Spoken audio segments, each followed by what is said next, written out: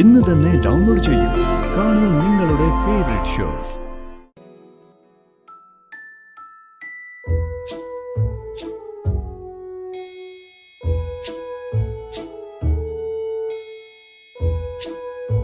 മോളി സാരി ഉടുത്തപ്പോ എന്തൊരു ഭംഗിയാന്നറിയോ കാണാൻ.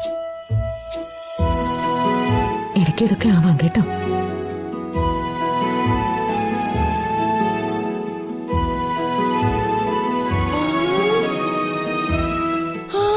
അയ്യോ എന്റെ മുത്തപ്പ, ഇതെങ്ങനെ?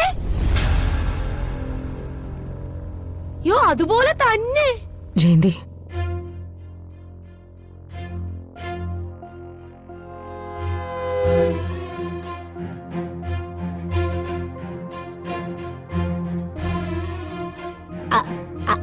അതെന്താന്നറിയോ മാഡം, നാളൊരു സിനിമാ വാരിക വാങ്ങിച്ചപ്പോളേ ഇതുപോലൊരാളെ ഞാൻ കണ്ടു.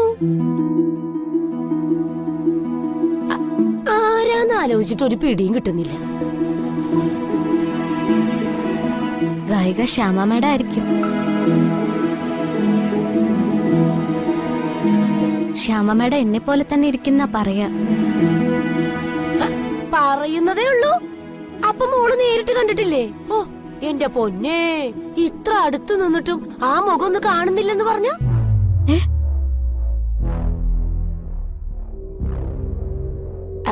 അല്ല, ശ്യാമ മേഡത്തിന് ആർക്ക് വേണേലും കാണാലോ. ഞാൻ അങ്ങനെ പറഞ്ഞതാ.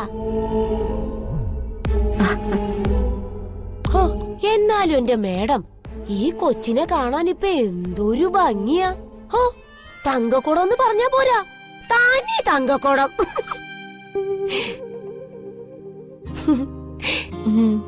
ഞാനേ ഇതുപോലത്തെ ഒരു സാരി ടെക്സ്റ്റൈൽസിൽ പോയപ്പോ കണ്ടായിരുന്നു.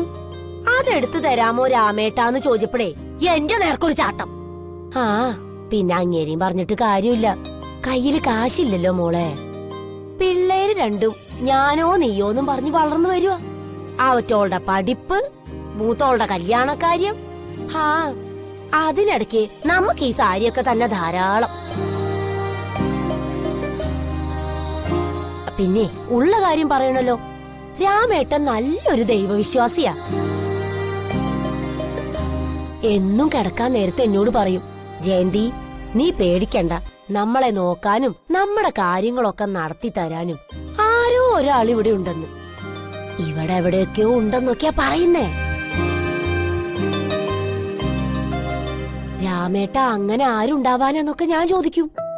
പിന്നെ എനിക്ക് മനസ്സിലായി രാമേട്ടൻ മേഡത്തിനെ പറ്റിയാ പറയുന്നേന്ന്.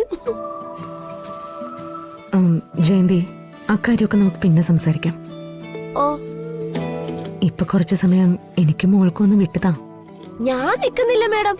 പിന്നെ ദേ, ഞാൻ ഈ ഇല്ലാ കഥകളൊക്കെ പറഞ്ഞു രാമേട്ടനോട് പറഞ്ഞേക്കല്ലേ. പിന്നെ ആ മനുഷ്യൻ ആകെ ഒരു വെപ്രാളവാ. വെപ്രാളം വന്നു കഴിഞ്ഞാ പിന്നെ നെഞ്ചത്തൊരു വേദനയാ. അത് കാണുമ്പോ എനിക്ക് വല്ലാത്തൊരു പേടിയാ. നന്നായിട്ടൊന്ന് മിന്നിയാ തീരാവുന്നതല്ലേ ഉള്ളൂ മനുഷ്യന്റെ കാര്യം. ആ മനുഷ്യൻ എന്തേലും പറ്റിപ്പോയാലേ എനിക്കും പിള്ളേർക്കും പിന്നെ ആരാ ഉള്ളത്? ജയന്തി, ഞാൻ പോവാണ് മേഡം. പോട്ടെ മോളെ.